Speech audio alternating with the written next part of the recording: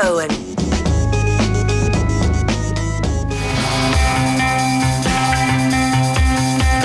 United have men committed forward, and this man is going to run all day. Slides it through to Jethro Willems. Willems, little step over, left hand side, goes around one, takes on another, knocks it back then to Longstaff! What a finish! Matt Longstaff! What a finish on your debut! Welcome to the big time! That is what it's all about! That is what dreams are made of! 19-year-old Matt Longstaff in front of the Gallowgate end has scored for his local club against Manchester United, and it's getting even worse for Ole Gunnar Solskjaer, and this place has gone absolutely mad. It's Newcastle United 1, Manchester United 0. It's Matt Longstaff on his debut. Yeah, not a bad way at 19 years of age to announce yourself. Pat Nevin, hello. How you doing, Joe? I was about, I would say, a yard and a half from that commentary there when that was going on, and was sitting right behind them. But we were getting as excited as anyone. Just stunning that, obviously, it was a dream come true for the kid, playing alongside his brother. I mean, just adds so much onto it. You know, both supporters of Newcastle United. And then, you know, if you sit the night before and think, this is what I want to happen. I want my debut. I want it against Man United. I want it in the Gallowgate end. I want it with my brother. I want it with all my family there. And I want it match of the day. I want to get match of the man of the match. I don't know what he didn't get out of that. That Longstaff. It was absolutely brilliant. And by the way, a cracker of a goal. And he could have had another one as well. Yeah, that was Nathan Murphy alongside David Myler for us yesterday. We had the game live, and it was an amazing moment, though not for Manchester United fans.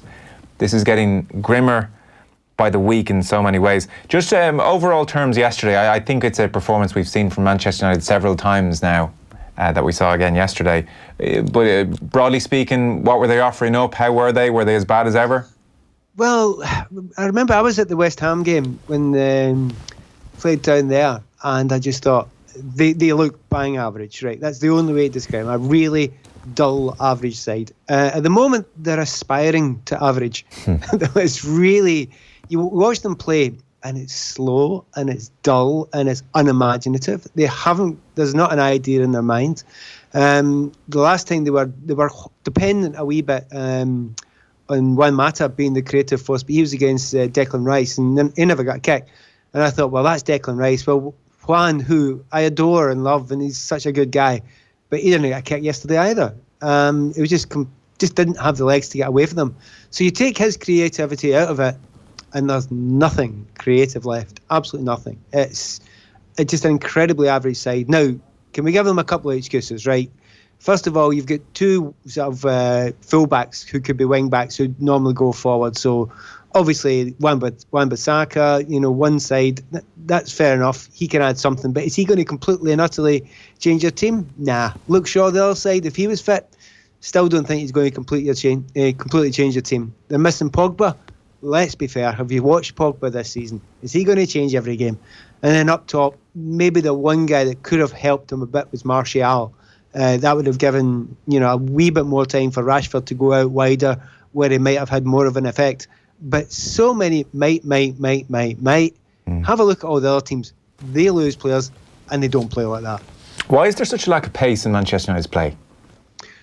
That's a very good point. I mean, I was looking at it yesterday and think, well, the system and the method that Newcastle were playing was quite simple. You know, get it, move it very, very quickly. If it means one direct ball up to the striker, Joe Linton, he knocks it off or flicks it on or holds it up, and then you've got 2 or 3 players running on beside him. Not complicated stuff, but, you know, a real energy about it. And you watch Manchester United, and every time we get the ball, sideways passes. I thought Maurizio Sarri had taken over for a wee while, but without the imagination. It was just so sluggish. And if you play against a team like Newcastle, or indeed anybody, but particularly Newcastle, they play basically with 5 at the back and 4 in front when they lose the ball. Your only chance with them is if you move it quickly, you know, when you turn over possession. It never occurred to Manchester United at any point in that game to do that. I would say twice in the second half they got wide down the lines, and you thought, well, maybe there's a wee chance here you could get something out. James particularly showing a wee bit of pace, but it was just so rare in that game. So they had plenty of possession, and that looked all very nice and very pretty, but they never really looked like it at all. No. Against, remember, not a great Newcastle United team. No, a second from bottom at the time Newcastle team, and it was all very in front of Newcastle. At half-time, they went back to the Sky Studios and they were bemoaning what has become of Marcus Rashford, who has scored 1 goal from open play in 21 matches now. It's quite extraordinary, really. And the point was made in that first half he'd had 7 touches, and Jamie Redknapp actually said, it looks to me like he's hiding. I mean, it doesn't help, the service isn't good, don't get me wrong, but it actually looks to me like he's hiding and not really looking for the ball enough. You might have a better sense, having been at the stadium. Completely disagree. He wasn't hiding. There was 3 centre-backs marking him. So you've got 3 centre-backs, and there was never a ball played early to him, so he'd nothing to chase. There was a point just at the end of the first half, the ball was played down the right wing, and he was after it like a whippet, and you thought, wow, brilliant, that's Marcus Rashford, that's what we want to see. But he was on his own, nobody was near him. There was one ball played in towards the corner flag, and they got tackled, but he has nowhere to run. He makes about 2 dozen runs before even anyone looks up and considers playing it to him. Now, that'll lead to a crisis of confidence. I agree with that. I don't think there's any doubt about that. And the expectation on him is incredibly high.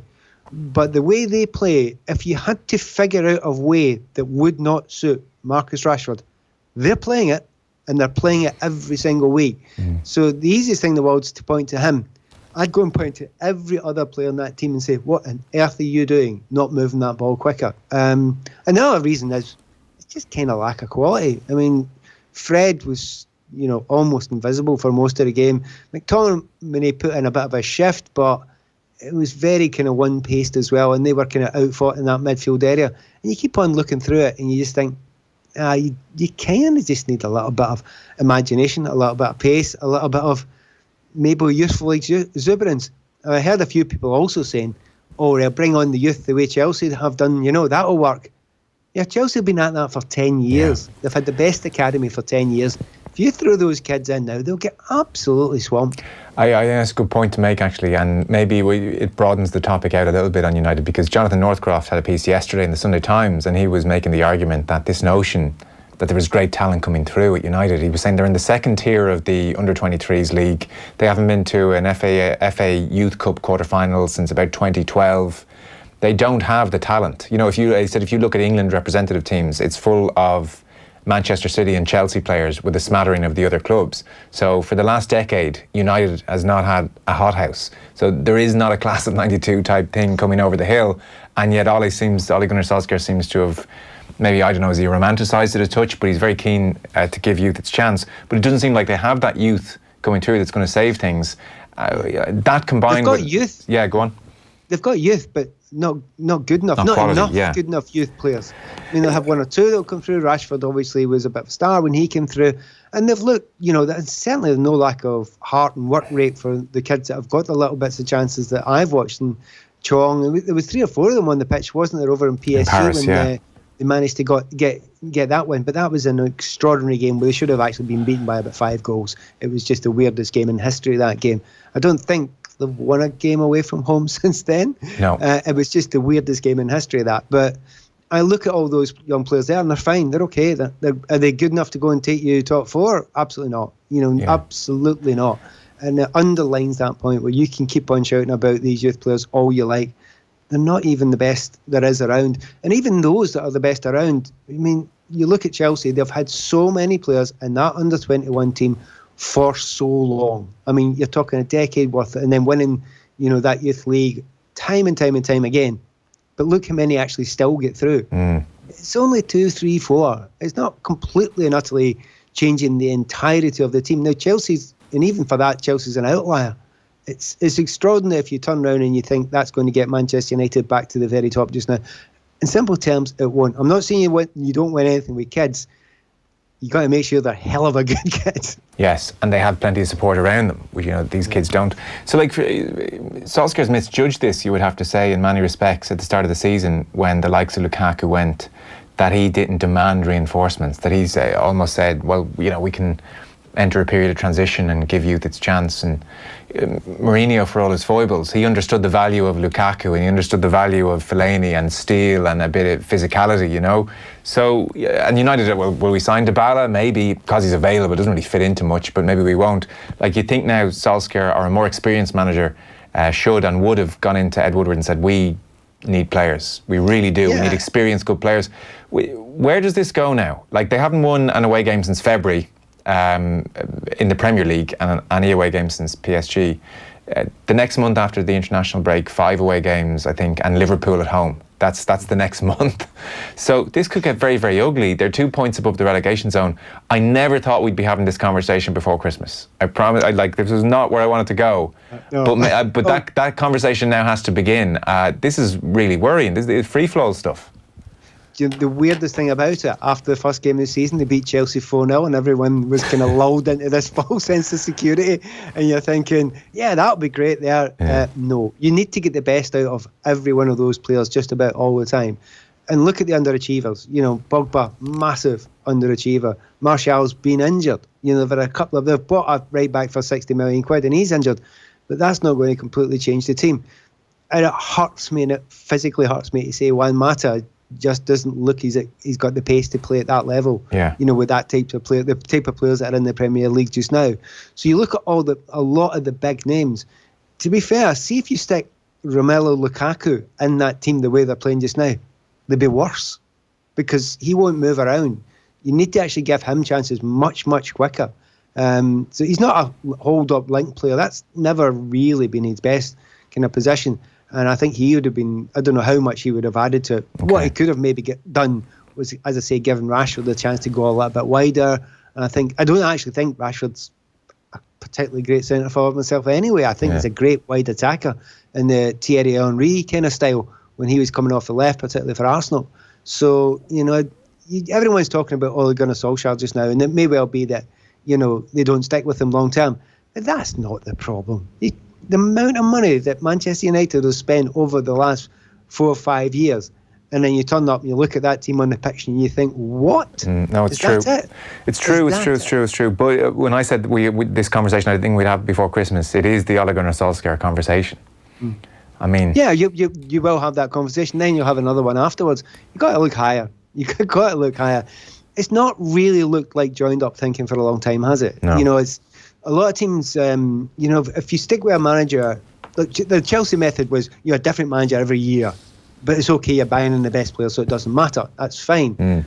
But you have to have, if you're not going to be doing that all the time, you better have a plan. You know, like Spurs have a plan, like Liverpool have a plan. Spurs' plans begin to fail at the moment, but they had a plan for a long time. They've got a plan. United seem to have gone down that line of, right, okay, so-and-so's available, we'll get him. Just like you mentioned, Dybala. But, you know, how long did it take them to get Maguire? A Maguire-type player should have been in that team 7 years ago. I remember, I do go and I've mentioned it before, I mentioned to Moyes that he should buy this guy Van Dijk from Celtic. You know, they should have got Van Dijk back then. Yeah, the half of that problem would have been fixed all those years ago, and you could have built around that sort of thing. Now, I'm not saying that would fix it all, but I don't think there's been joined up thinking for a long time. And I think it probably stems from the Moyes sacking. It's that far back. Because you go to the Moyes sacking, he was told, look, you've got 2 or 3 years, rebuild the whole thing. And he said, okay, I'll do that, and take his time. And then they gave him however months, was it 11 months or something like that? Yeah, however many months. So they didn't do it. So then they twisted again. And of course they twisted Van Gaal, who's not going to be a long-termist. You go for Jose. Jose's great at what he does. Jose's not interested in what he leaves. He's never been interested in what he leaves. He only does what's right for the team at the time. That's why he's infamously the worst at bringing through kids generally. Because it's not his job. He's a gun for hire. So if you've got guns for hire all the time, that's why you find yourself where you are just now, with absolutely no balance in the squad. Yeah, it's very tricky. It's very, very tricky. I don't know what they're going to do. So, Solskjaer lick his wounds for the international break. Meanwhile, to what are comparative first world problems, Manchester City, this is very interesting as well. 2 defeats in 8 games. Otamendi continuing to shine, Pat, in the absence of Laporte and Stones, and De Bruyne was injured as well. Wolves broke away, scored 2 goals. City, interestingly, didn't score, which is unusual for them at home, to say the least. They are not humming with any kind of consistency. Like, it's entirely plausible they'll go out the next day and put 6 or 7 past another minnow, no problem. But there is a fragility there that was not there last season, to say the least. You looked at all the percentages of time they had in possession last couple of seasons, and it was 78, 82, 85%. And it's not quite getting to that all the time just now, but it's still very good. Thing is, people now know where the problem is for them. It's kind of pretty obvious. You know, you go through the centre and use a bit of pace, and you'll cause some problems. So you might not need an awful lot of possession, but you better defend damn well. And you got to get lucky, and you got to have a goalkeeper in good form, and all those things on top of it. The other difficulty they've got is the type of possession. It's really good, but you take the creative force of a sitting midfielder who controls it, a central defender who's very, very comfortable building from that sort of area, and then you just take out the genius as De Bruyne, and you take those three things together, and maybe it shouldn't be that much of a surprise, but it still is. And a lot of people are saying, don't you have to feel sorry for Pep Guardiola? I'm afraid not. No. Not in the slightest. The reason being, if you spend all your money and get about 7 wingers who are all brilliant and you ain't got a centre half, that's nobody else's fault. It's just your fault.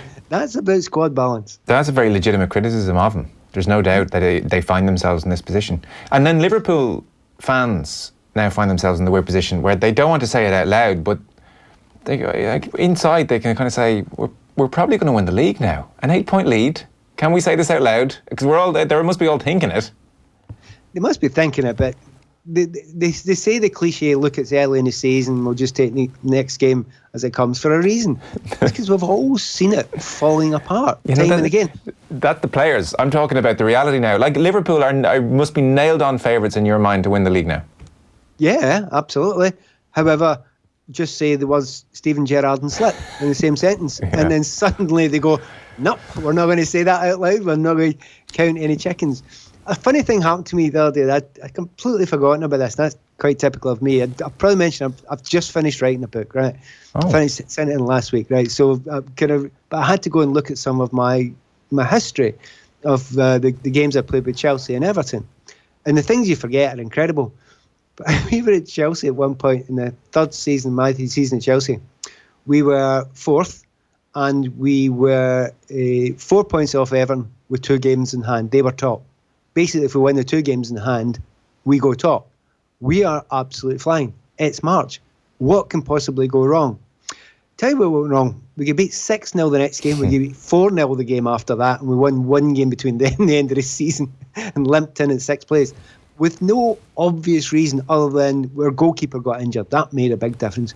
You could not see this implosion happening. Mm-hmm. But you take away 1 or 2. You take away Van Dijk, and you might think, oh dear, right? That's not, maybe that's a bit of a concern. It's not that they're hopeless defensively, but you take away him and maybe Salah.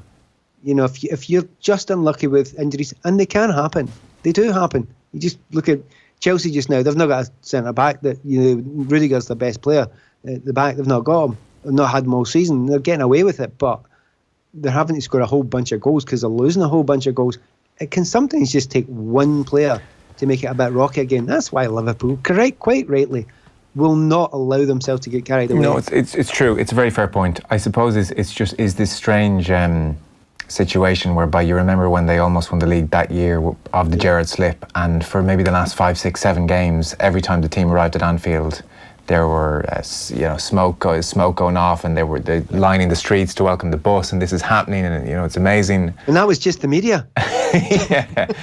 And now they're at this point where in terms of the atmosphere in the stadium, it's like, everyone just be cool. Let's just pretend we're not 8 points up. Let's just when do we start getting tense, and when do we have these if we win the next 2 games moments? It's such a long way away. I totally accept the injuries point, but it's incredible to watch them try to handle the position they're in. They're getting stronger as well, aren't they? Yeah. I love what they do. The midfield hasn't got a weakness because there's interchangeable players in there. The fullback area, particularly right fullback, perfectly good interchangeables. There's no problem. They're not having a difficult with the goalkeeping situation. You look up front and you think you wouldn't want to lose, 2 of them two of the front three. Yeah. But you can maybe do without one of them. So it's not as if you're teetering along on a knife edge, but you could probably do. Keita's been out for quite some time, hasn't he? So there's quite a number of players that midfield will be fine. But you can see where the kind of slight difficulty may arise. So yeah, they know that if they keep everybody fit and everybody on form, they're going to win the league. But that's still a big if. Yeah. Before we go then, Spurs, and that's not without mentioning Everton, who seem to be in free fall as well, but Spurs, the situation seems to be coming to some kind of a head there. Jack Pitt-Brooke, journalist in The Athletic, had a piece where he was talking about how the players are tiring of Pochettino's methods, and that is, if you buy that, and I'm sure there's different types of briefings happening all the time, and it depends if you're in the team or out of the team or where you are with the manager, but it is borne out by various statistics. Match of the Day had a graphic up whereby they looked at pressing sequences per game. Pressing sequence at the moment is defined if the opposition, I think, have 3 passes in their half and then they're forced to get rid of it. So when Spurs had their very best finish under Pochettino, second in 2018, they were averaging 15.6 pressing sequences per game. It never dropped below 13 per game since he started in 2015, whereas this year so far they're at 9.4 per game, which is actually the 3rd lowest in the league. So it's an interesting statistic. Whatever's going on, there is a staleness there now. Do you think this thing is coming to a head? Yeah, sadly. It kind of hurts because, they worked hard to keep Eriksen there, Kane, Son, Dele Alli to some degree, although he's not really done much this season. The kind of important players going forward, and that's where the press starts, remember. But it needs all of them to be up for it, working as a group, working as a unit, all in tandem with each other, all liking each other, and all buying into that. And every year you do that at that level, it gets harder. Especially if you've, they've got 1 or 2, and of that standard, of that quality, they can do it the way they did it for that period of time. And remember, if you do look back at Spurs over the last few years, even under Pochettino, even at their best times, they did fade generally in most seasons. So that tells you that there wasn't enough depth in some areas of the squad, and it has been the case. And if you add 2 or 3 years onto some, or it's not even that they're too old to do it, that haven't got legs to do it. It's just a wee bit too, trying to think of the right word, too clever to do it now. Why go and run your socks off and kill yourself? Like, let some kid go and do that for you. I've known lots of players over the years like that. They've got plenty of energy left in the legs, but why will I go and kill myself if the guy behind me's not doing it to the same level?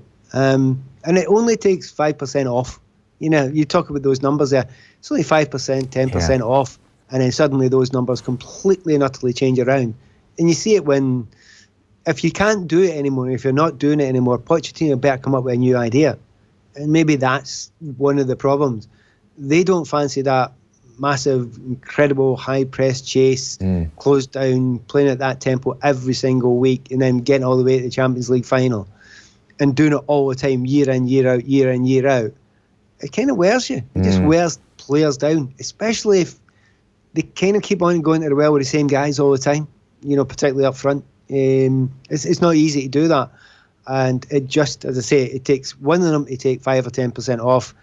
And it's hard to explain it if you're not on a pitch, but see if you're doing that sort of stuff, when the guy behind you has not quite done it, and you're thinking, well, I'm actually beginning to look a bit stupid now because I'm running about like a headless chicken here.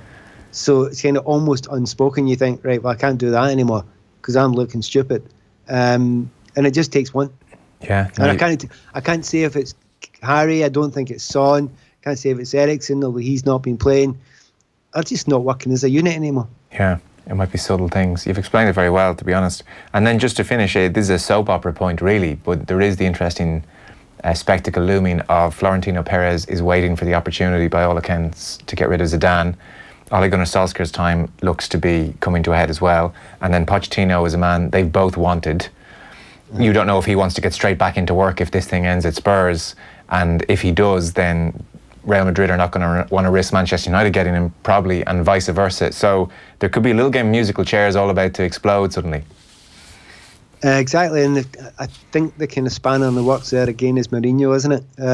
Yeah. Because Mourinho must be a temptation again for Real Madrid, which would make Pochettino be the sensible one for Manchester United if it does go that way. If they've got their heart set on Pochettino, well, they better get moving, because you never know. Manchester United could make that move. So you're absolutely right. There is that temptation. But of course, your star falls very, very quickly in this game. Very quickly indeed. Oddly enough, I think Pochettino's star will stay high in Spain longer than it will stay high in England. It's just the way it goes. Sometimes if you're doing badly with an English team, people will go, oh, well, maybe not, Maybe he wasn't the guy we thought he was. Whereas, Real Madrid will be thinking, no, it's okay. We know what he's done in the past with limited resources. We'll give him more resources, and it could be very special indeed. Interesting times. Pat, thanks a mil. Absolute pleasure. Cheers. Speak to you soon. See you. Pat and Nevin there.